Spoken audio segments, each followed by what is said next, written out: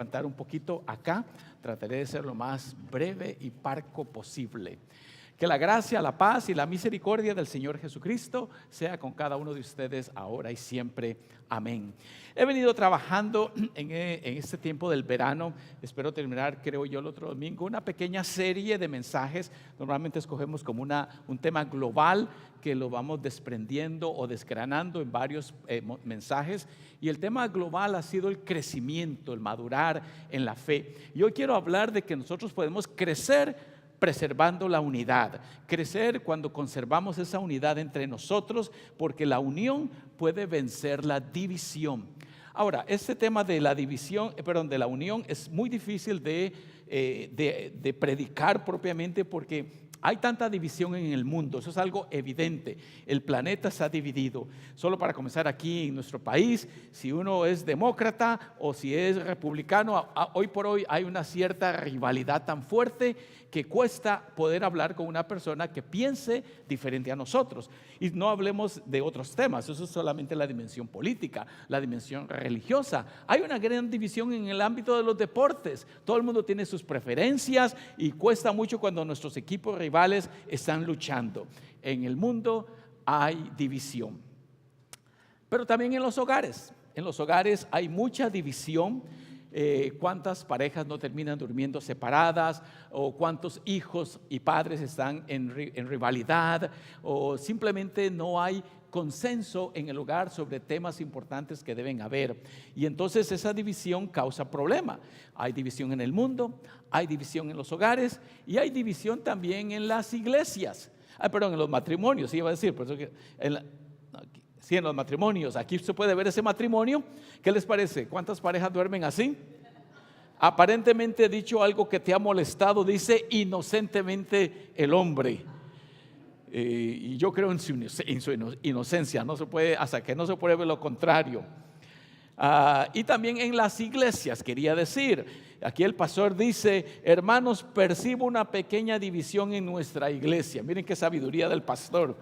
Una pequeña división, ¿verdad? Porque en verdad hay muchas iglesias donde hay rivalidad. Quiero decir con sinceridad, yo doy gracias a Dios que nuestra iglesia, tanto la iglesia hispana como la iglesia americana, es una iglesia que en general camina en unidad. A diferencia de muchas otras iglesias, yo que me muevo en ese mundo, escucho de muchas iglesias en donde hay división, rivalidad, ha habido pleitos, ha habido gritos, ha habido puños incluso en algunas iglesias por diferentes temas, incluso por temas políticos. Lamentablemente se ha infiltrado, todo eso del mundo se ha infiltrado en la iglesia y no hemos aprendido a marcar la diferencia entre uno y el otro. Ahora, ¿por qué hay divisiones? Hay muchas razones. Aquí mencioné brevemente el estrés, solamente para poner un ejemplo, pero hay muchas razones de por qué hay divisiones. Puede ser simplemente que yo soy muy empecinado en lo que yo creo y quiero hacer prevalecer mi punto de vista.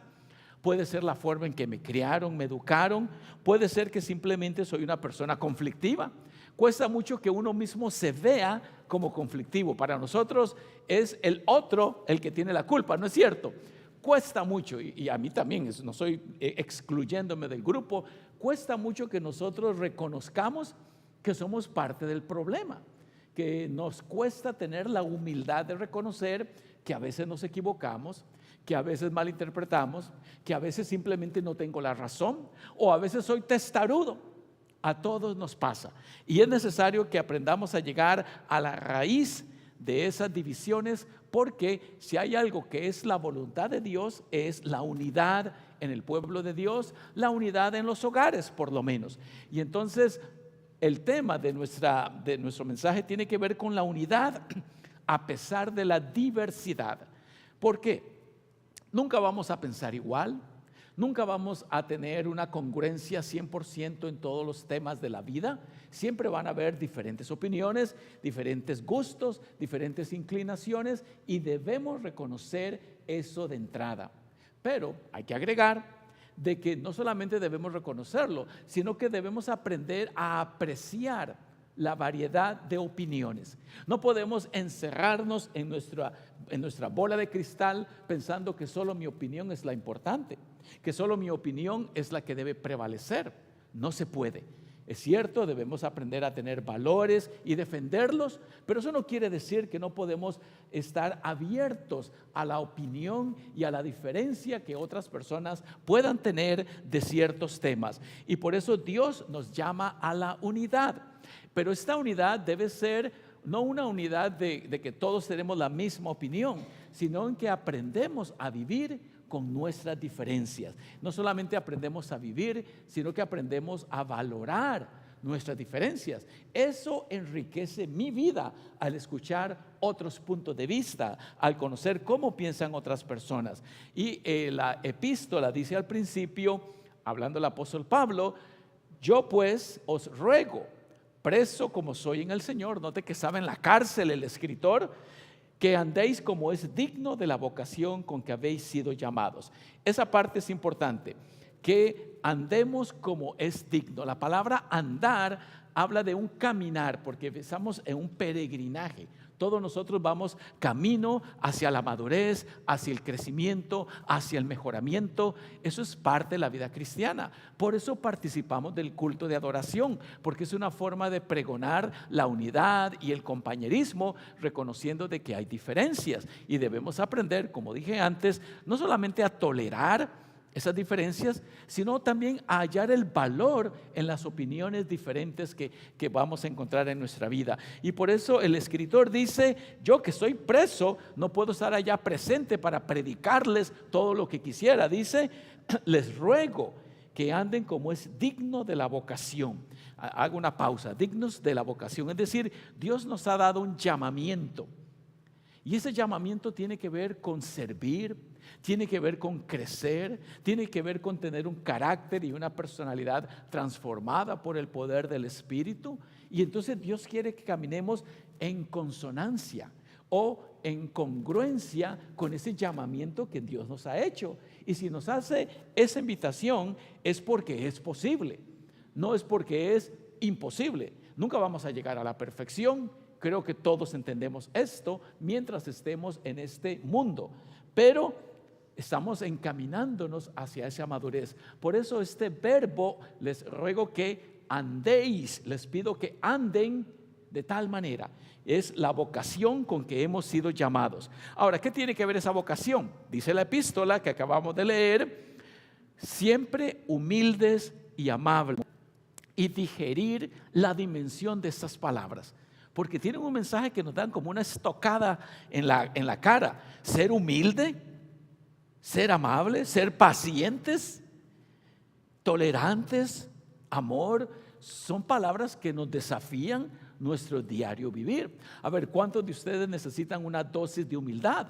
Yo creo que todos nosotros, porque si queremos hacer prevalecer nuestra opinión, quiere decir que falta humildad.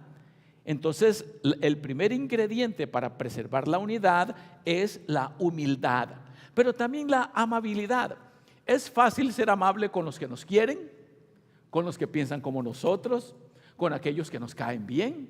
Ahí es fácil ser amable, pero con aquellos que tienen discrepancias, diferencias, incongruencias con nuestra vida y nuestros valores, cuesta mucho. Sin embargo, si pensamos en la vida de Jesucristo, Él supo llevarse con todo tipo de personas. Cuando uno ve a las personas que se convirtieron y siguieron al Señor, uno ve una gran variedad de estratos sociales que le siguieron. A veces pensamos que solamente la gente humilde, pescadores y gente que trabajaba en lo agrícola, le seguía. No, la Biblia dice que también hubo gente de renombre, gente importante, digamos, en aquel contexto social que le siguió, porque Jesucristo supo llegar a todas las capas sociales. Y de hecho, parte del origen de la iglesia fue su variedad. Cuando usted lee el libro de los Hechos, como hice un repaso hace unos meses en la época de Pascua de Resurrección, vimos que en el libro de los Hechos hubo conversión en todos los estratos sociales, no solamente los más sencillos y los que estaban en la cúspide, sino que hubo una gran variedad. Y por eso en la iglesia hubo a veces un poco de encuentro fuerte entre los diferentes estratos sociales, pero de que es posible, es posible. Pero entonces dice humildes, amables, pacientes. A ver, ¿cuántos necesitamos una dosis de paciencia? ¿Cuántos están esperando quizás un viaje, una resolución de una solicitud de trabajo? ¿Cuántos están esperando una llamada importante? Y muchas veces estamos desesperados y tratando de hacer caminar las cosas a nuestro antojo o como nosotros quisiéramos. Paciencia unos con otros. También dice tolerantes. Aquí es donde hablamos de la importancia de respetar las diferentes opiniones que hay sobre asuntos políticos, sobre asuntos religiosos. No todo el mundo piensa exactamente como nosotros los luteranos. Debemos aprender a respetar, debemos aprender a apreciar también esa variedad. Por eso hablábamos de que en la unidad hay diversidad, porque esa es parte de la riqueza de nuestro mundo. Y al final dice, unos con otros en amor. Amor, una palabra difícil. Esa palabra está, en un sentido, está preñada de sentimentalismos. Muchas veces pensamos en el amor como aquel sentimiento que nos levanta, nos evoca a hacer cosas especiales. Y yo sé que es casi inevitable que cuando hay amor haya también sentimientos involucrados o las emociones. Sin embargo, el amor propiamente dicho, como he predicado en otros mensajes anteriores, es buscar el bienestar de la otra persona. Es buscar y promover el bienestar del otro. Dios nos llama a que seamos de esa manera. Y Dios quiere que en la iglesia preservemos la unidad a través del amor, que es un tema, como dije, un poco difícil. Y vea lo que dice acá: esfuércense por mantener la unidad del espíritu. Haga una pausa una vez más y digiera esas palabras, procesémosla. Dice que debemos hacer un esfuerzo por mantener la unidad que nos ha sido dada a través del Espíritu, concedido en el bautismo. Todos participamos del mismo Espíritu y Dios quiere que nos esforcemos. Es decir, que hay que hacer algo por preservar la unidad. No viene solamente de forma natural y espontánea. Hay que esforzarse entre nosotros cuando tenemos un proyecto, como ese proyecto grande que viene, que es el Back to School, la distribución de útiles escolares. Todos debemos trabajar para un mayor propósito y su ayuda es importante, y allí debemos esforzarnos por mantener la unidad del Espíritu mediante el vínculo de la paz. Ahora, la carta a los Efesios que acabamos de leer habla de varios ingredientes que forman parte de la unidad cristiana. Los leo rápidamente. Dice esa carta, usted lo puede ver en su lectura: hay un solo cuerpo, un solo espíritu, una esperanza, un solo Señor, una sola fe, un solo bautismo, un solo Dios, etc. Cuente los unos: 1, 2, 3, 4, 5, 6, 7.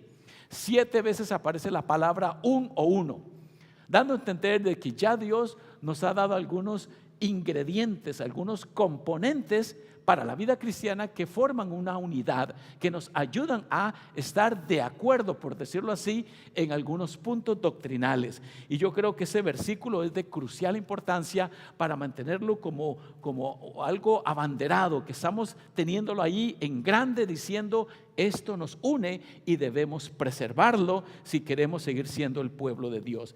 Y rápidamente quiero visitar la lectura del Evangelio de hoy.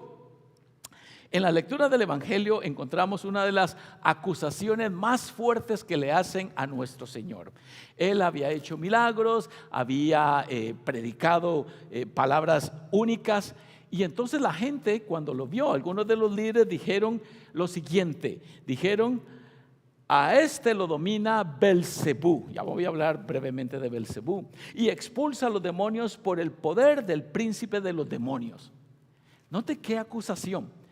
Él estaba haciendo bien, sanando y dando palabras de esperanza, y sus acusadores le dicen: es cierto, no vamos a negar que ha hecho un gran milagro, pero lo más seguro es que lo hace por el poder del diablo.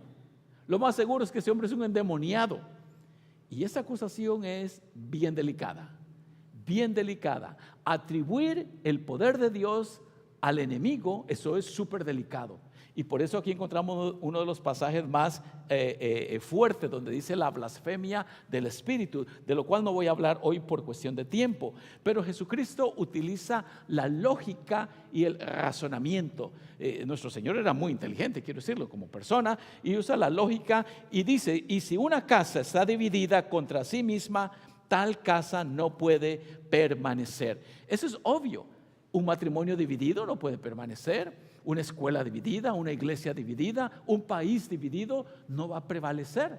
Y por eso es que debemos aprender a vivir con esa variedad de opiniones. Porque la lógica dice que si una casa está dividida contra sí misma, tal casa no puede permanecer.